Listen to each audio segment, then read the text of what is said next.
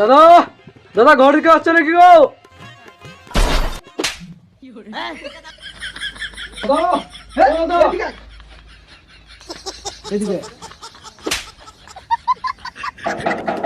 বাড়িতে কেউ আছো?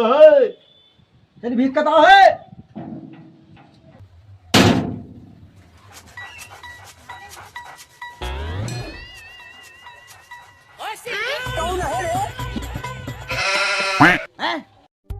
ভালো কথা, কি একটা চালের বাটি নিয়ে আসেন।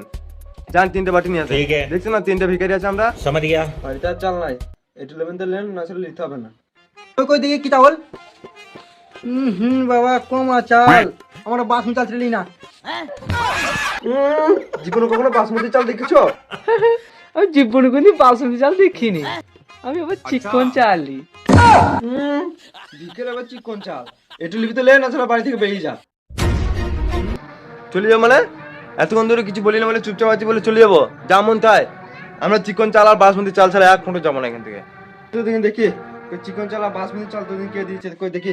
না না না, কই দেখি।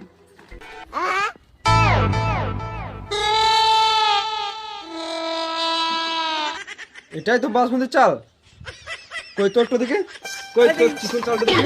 क्या बात है सर। এটাই তো চিকন চাল। কেন আমাদের খাই করে লোক দিচ্ছেন? কেন আমাদের বাসমতি চাল রান্না করে খাবো? কই তোর তোর ঝোলাটা দেখি, কই দেখি। এটাই তো চিকন চাল। কি হয়েছে বলুন তো দাদা? ও খাকানটা দেখলেন না? ওটা বাসমতি চালটা রান্না করে খাবো। আর এই কচু, এটা এটা আলু কচু সেদ্ধ করে একসাথে খাবো। আরামজাদা মজা করার জায়গা পাস।